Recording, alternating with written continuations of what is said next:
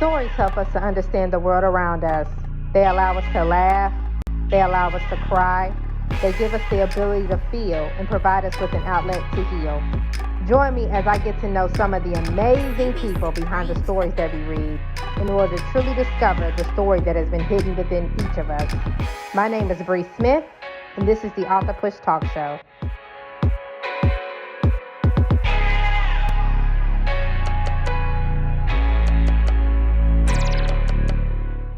Welcome to the Author Push Talk Show. I am your host, Bre Smith, and today I have a special treat for you. I actually have a Black oral historian, at least that's what I like to think of him as, on the show today. He is going to be talking to us about his company that is called Truth Be Told, and he's going to give us more information on that. Please welcome to the show, Nate Harpe. Thank you so much, Nate, for being here today. Thanks for having us. We appreciate it. Yes, no problem. So can you tell the viewers just a little bit more about yourself? Okay, so I call myself a history geek. I love history. I've always loved anything that has to do with the past and history. And so, yeah, I think in high school, it was like one of my favorite subjects. Well, as I grew up and kind of matured a little more, I wanted to know more about African-American history. And the more that I found out about it, the more I was, word I guess I would say is, the more I was kind of intrigued why we didn't know about some of these wonderful stories of ours, like why I wasn't taught these things in school. So I've always operated around the fringes of history and enjoying it and liking it. So I live in the DC area. And so when I moved to Washington, DC from Ohio many years ago, I wanted to go and see all the monuments and, know everything about it. And I did that. And then when friends and relatives would come to town, they would always ask me, hey, can you take us around town, and show us around town? And I would. And I never realized that, it was almost like developing a skill set of facilitating and, tour guiding and whatnot. I just figured I live here. I know the town. I'll take you around, show you around. And so what happened almost, I guess, organically was I started to focus on the Black history of Washington, D.C., the African-American stories. And so I guess it was probably 3 years ago, it just kind of light bulb popped on and said, hey, nobody else is doing this. And you have all of these stories, you have all of this material, in Washington, D.C., you can get a tour all day long, any day. But none of the major tour companies are focusing on our story. So I just decided that it was something that, I could do. I wasn't sure that I could do it. And so I just started to kind of, how you start to turn it over in your mind, can I do this? Should I do it? That kind of thing. And third quarter last year, I just decided, okay, we're doing this. Win, lose, or draw. We're just going to do it. So I set up the company. The company is called Truth Be Told. And we started, January 1 this year, and we're off and running. Amen. I love that. Because you're right. I'm not gonna lie. I know growing up, you told us a little bit about stories. I mean, you hear a little bit about the Harriet Tubmans, the Sojourner Truths, Martin Luther King, but they really don't tell us other powerful stories. That's stuff that you actually either have to research on your own. I mean, in college, of course, I had Pan-African studies, so they taught us a little bit in there. But yeah, I love this. I think this is something major that we do need, because a lot of times, our history is kept with our, it's kept with our ancestors, like our great-great-grandparents. Yes. And a lot of times because of trauma and stuff that happened, they're like, okay, we don't want to talk about that. Yeah, yes. That happened, we ain't gonna talk about that. Like my grandma, she's 90 years old, which is a blessing. But I know I can't go to her, but like, Grandma, can you tell me how it was? During segregation times, when you had to, yes. So she'd be looking at me like, I ain't talking about that, So yeah. I love this right here. I think this is something very powerful. So can you dive a little bit more into your company and just your mission and things like that? Yes. So Truth Be Told, we started January 1. And so I was, crossing all the T's and dotting all the I's, make sure that we were, had all of our, paperwork and everything in order, because you want people to take you seriously. So we present like a tour company, and that's fine. But I always say touring is a byproduct of the reason why we exist. Our mission simply is to make sure that African American history is not lost. So our tagline is, we want to make sure that our history is not forgotten, and not forgotten is thus not lost. Because all you really need is 2 generations of not telling your story, and it starts to fade. So starting with the district DMV, District Maryland, Virginia area, I just started to pull out little known stories, and I was wondering what I could do with them. So at the beginning of the year, what I did was I started making short YouTube videos, 15, 20-minute long. Hey, did you know about this? Have you heard about that? Did you ever, were you ever taught about this? And so, I'm developing or adding to a YouTube channel now, all of these videos so people can go back and watch them. That kind of led to engaging with organizations. So what we want to do, my long range vision for Truth Be Told, is that almost like a franchise model, because our stories are in our communities, and the people in the communities know the stories. So what I'm doing in the DMV right now, you could replicate anywhere. So my first foray into that was just to go back to where I was from. So I'm from Cleveland, Ohio. So I was there maybe a month ago, and figured while I was in town, I would, do the same thing I've been doing in the DMV, which is going around and discovering all these little known stories. And I was appalled by how much Black history in Cleveland I had never heard, right? So I'm currently compiling those stories, and I'll, again, make, short YouTube videos. I try to keep my videos 20 minutes or less, get someone's attention, pique their interest, teach them a little bit, and then, hopefully wet their whistle to come back and learn more. So I'm working on, Cleveland, Ohio now, and then, wherever else, I have some material from Montgomery, Alabama, and some other places. So, for example, today I have, in Truth Be Told, has a tour that we take out to the Eastern Shore of Maryland, where Harriet Tubman was born, her birthplace, the general store where she was injured, and her museum are all out in Church Creek, Maryland. The Eastern Shore hasn't changed very much in 100 years. So with that, I offer a 1-mile hike through the Tuckahoe State Forest, which is not too far from where she grew up, just so people could get an idea of the terrain that she had to traverse her 13 trips back and forth from the Eastern Shore of Maryland north. So that's actually a part of the Underground Railroad, like the hike almost, or? Yeah, so since we don't know what routes she took, but we do know that she had to traverse the Eastern Shore of Maryland. So the hike that I have, which is in a place called Atkins Arboretum, it shows you the creeks and the streams, the things that she would have had to navigate.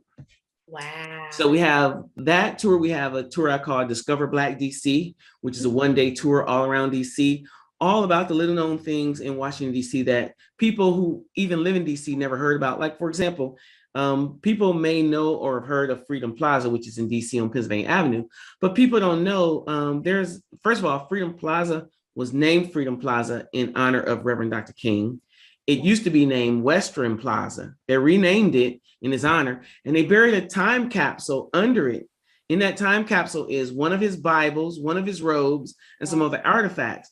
If people knew that, a lot of the shenanigans at Freedom Plaza probably wouldn't go on, So, it's all of those little known things. So that's a 1-day tour around the District of Columbia. And then the other offering that we have, at least right now, is a 2-hour walking tour of the Shaw neighborhood in DC. Okay. So Shaw is a historically Black neighborhood in DC. In fact, it's the first place where we could live freely in the district.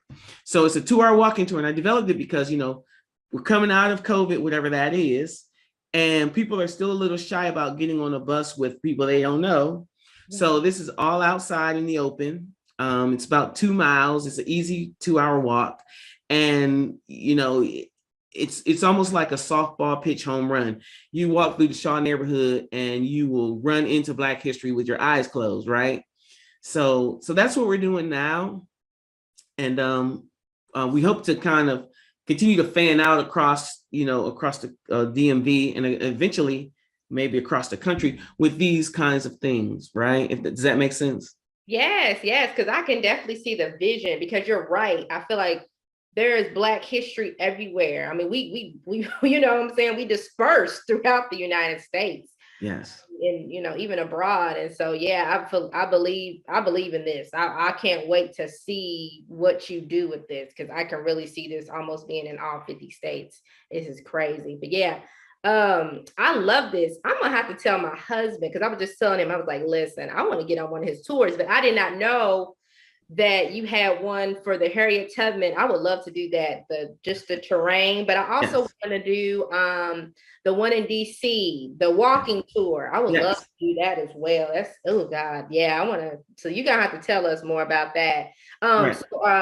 How much are your tickets and stuff for that? Like, Okay. Yeah. So the Shaw Walking Tour, which I have one today at 11, it's $25 a person, oh, and I put them in Eventbrite so people can kind of find them and whatnot. It's picking up momentum. So far, honestly, it's been mostly people that I know, friends of mine, but that's fine too, because the best advertisement is word of mouth. So today is actually the first. No, I'm to take that. Today is the second tour where there are people on it that I don't know, which is wonderful. So that means, in some way, shape, form, or fashion, people are discovering it. So it's just $25 a person. I put it out in the Eventbrite, and like I said, it starts at the Metro, it ends at the Metro, so you don't have to worry about where am I going to park or whatever. You can catch the Metro in, and when we finish, you can catch the Metro out. It goes through the upper part of Shaw, so starting at the Shaw Library, okay. and we weave our way through the northern part of the Shaw community, which has the home of Dr. Carter G. Woodson and his memorial. It has the YWCA, which is one of the few YWCAs where you can still get a bed. It's actually like a women's shelter. It's named after Phyllis Wheatley. Goes through the YMCA, which is where Thurgood Marshall assembled his team as they strategized for Brown v. Board of Education, right? Goes past the home of Duke Ellington, the White Law Hotel, of course, Black Broadway, which is U Street, and the Howard Theater, the Miller home. And so because we lived in Shaw was our community. So everything was within Shaw, right? Wow. And then, of course, we start to fan out and live in other parts of the city as segregation eased and all that. But originally, Shaw, which was called Mid-City until about the 60s, when it was renamed Shaw in honor of Colonel Robert Shaw, who was the commander of the 54th Massachusetts. Shaw was our community. It was all self-contained. It was where we lived. It was where we worked. It was where we worshiped, all of that. Wow, I love that. Yeah. Listen, I'm thinking, like, do I need to get in on this tour? Can I get in on the tour at 11? Yes, you can. Man, yes, this is so powerful. I love it. I love it. So what is one of the best stories that you have learned, even from Cleveland or the DMV or Maryland, wherever? Like, Yes. what is like one of the stories that have most intrigued you? There are so many, but I'll share this one and try to be brief with it. Mhm. It more than 200,000 men raised their hand to be a part of the Union Army after the Emancipation Proclamation, and African Americans were able to join the ranks of the Union Army. One of those men was named Garland White. Garland White was from Hanover County, which is near Richmond, Virginia. He was sold on the auction block at 6 years old. Oh, wow. to a man named Robert Toombs from Georgia. So imagine that, first and foremost. Mr. Toombs, and I use the word Mr. loosely, was eventually elected to Congress, and he moved to Washington, D.C. with his boy servant. Garland had already tried to escape from Georgia, but was unsuccessful. Now, Representative Toombs moves in a few doors down from a man named William Seward. William Seward at that time was congressman. He was eventually the Secretary of State. He was an abolitionist, and he helped Garland escape from his colleague. Okay, the Fugitive Slave Act of 1850 meant that nowhere in America was safe for a fugitive slave, but before then, or a fugitive former enslaved person. I try to get away from the word slave because I don't believe we were ever slave. We were ever slaves. We were just enslaved, because slave is a state of mind. So previously, like for example, Harriet Tubman would take her passengers, she called them, from the Eastern Shore of Maryland to Philadelphia, where they would be free. New York, Massachusetts, anywhere north of the Mason-Dixon line. But after the Fugitive Slave Act of 1850, nowhere in America was safe for a fugitive escape formerly enslaved person. Because why? Because businessmen did what businessmen do. The slave owning consortium got together and they did what businessmen do when they start losing money. They lobbied Congress and they said, you got to do something about this because we're losing money. Oh, and by the way, your campaign contributions are on our desk, right? So he has to go all the way to Canada. St. Catharines, Canada is where a lot of fugitive slaves landed. He went to Ontario, London, Canada. Okay, all right. He grew up there. Young man, he grew up, he became a minister in the AME church. When Congress decided that they were no longer going to enforce that act of 1850, millions of formerly enslaved persons began to pour back into the United States. He landed in Toledo, Ohio, not too far from where I'm from in Cleveland. All right, he wanted to be in the Union Army. He wanted to be a chaplain in the Union Army. So he started recruiting for the 54th Massachusetts, same regiment that was captured in encapsulated in the movie Glory, right? Okay, he wasn't able to become an officer in that regiment because the chaplain was an officer. So he lobbied the governor of Indiana and asked him to raise a regiment of United States colored troops, and he did, the 28th Infantry. Now, in those days and times, if you weren't white, you were Black, you were colored. So the United States colored troop had Asians and Hispanics serving, right? All right. So he's the chaplain of the 28th Infantry, United States colored troops. He's achieved that part of his dream. The 28th Infantry served valiantly in the Civil War. There's a memorial to them down in Petersburg, Virginia, for their exploits on the battlefield. So the Civil War is coming to a close. The Union Army has approached Richmond and gone around Richmond to Petersburg. Remember, Richmond is another country. Richmond is the capital of the Confederacy, and they have printed their own money, elected their own president, and all that. They're coming around Petersburg to lay siege to Petersburg. That's where Richmond is getting all of its supplies, and when all the rail lines went into Petersburg. When it went south, General Lee went to then president of the Confederacy, Jeff Davis, and said, you need to get out of town, because if you don't, you won't be able to get out of town. The Union Army is coming. It's over. So the then president of the other country, Jeff Davis, and his cabinet, they left Richmond, and the Union Army surrounded Petersburg. They took Richmond. So now Richmond is the capital of this other country, this other slave-wanting country. Right. The 28th Infantry and probably 30,000 other United States colored troops marched into Richmond, Virginia, and took the capital of the Confederacy. Garland White was there in that exploit.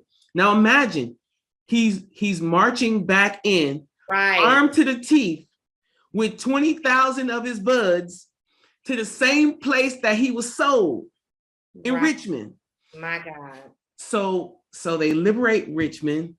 It's like celebrations breaking out everywhere. All these Union troops, there are these things called slave pens, where enslaved persons were be kept until they were sold, until they were moved on, or whatever. Washington D.C. had them. There was slave pen, the most famous one, right on 7th and Independence Avenue, believe it or not, where the FAA building is now, was the William slave pen. Wow. And it was nondescript because they were ashamed that they had slavery in Washington, D.C. So looking at it, you couldn't even tell what it was. But anyway, so the slave pens in Richmond, Virginia were flung open. All of these enslaved persons are now free. So you got formerly enslaved persons in the streets celebrating.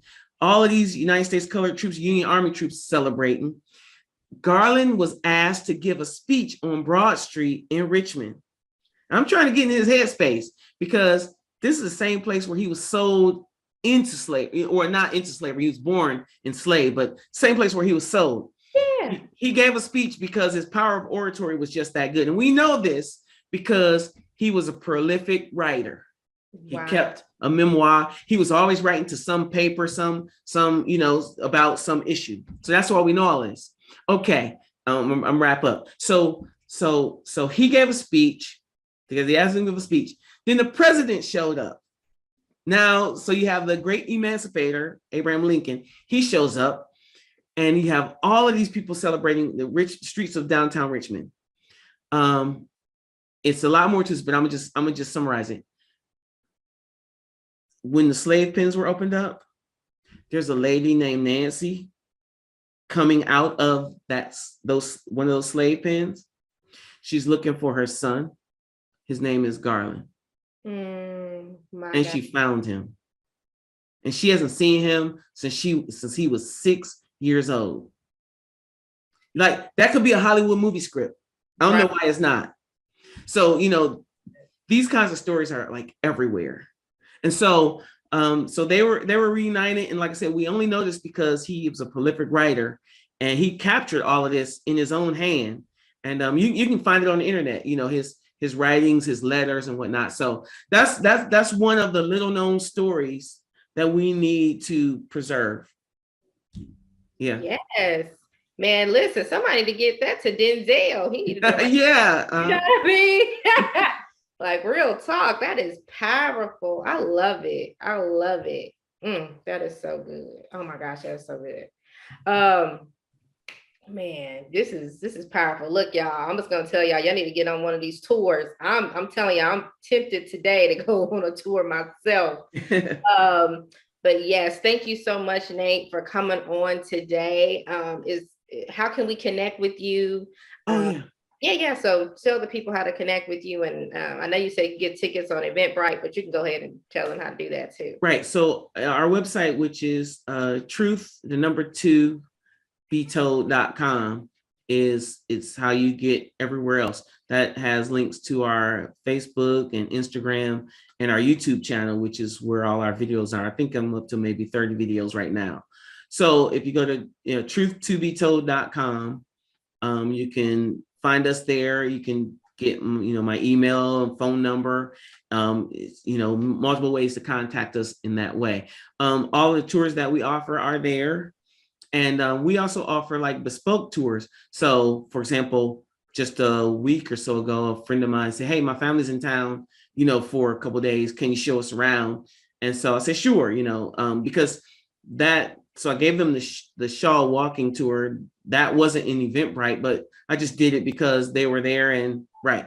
So, we will do literally whatever we can do to help preserve our history, because all you have to do is spark 2 or 3 people and they'll carry it forward. Right. So I would say start with our Facebook page. With our website, which will give you connections to everything else. And I can certainly share that with you so your viewers can see it. And that's the best way to connect with us. Okay. And is there anybody you'd like to shout out today or anything like that? Well, yes. So my good friend, Sharonda Dorsey, who kind of hooked us up.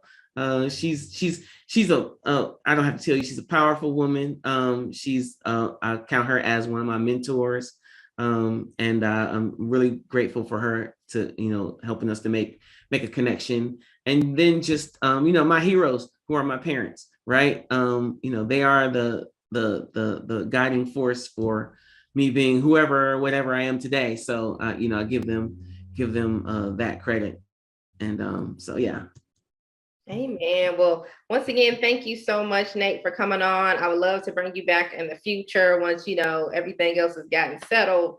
But Awesome. definitely would love for you to come back on and tell us some more stories. I love that story. That story was powerful. So yes, it is. So Garland White, he's buried at Arlington National Cemetery. So it was hard to find him, but there's a lot of people out there. But once I I just wanted to find his gravesite since it was so close. But yeah, there's so many stories out there like that. Amen. Amen. Well, thank you guys so much for watching us today. If you would like to come on the Author Push Talk Show, I would love to have you. Please connect with me at bresmithglobal.com, or you can go and check me out on my email, bresmithglobal@gmail.com. Feel free to find me on Instagram. I am Bre Smith Official, or you can add me on Facebook at Bre Smith. Once again, thank you guys so much. And until next time, see you guys later. Bye. Thank you so much for having us.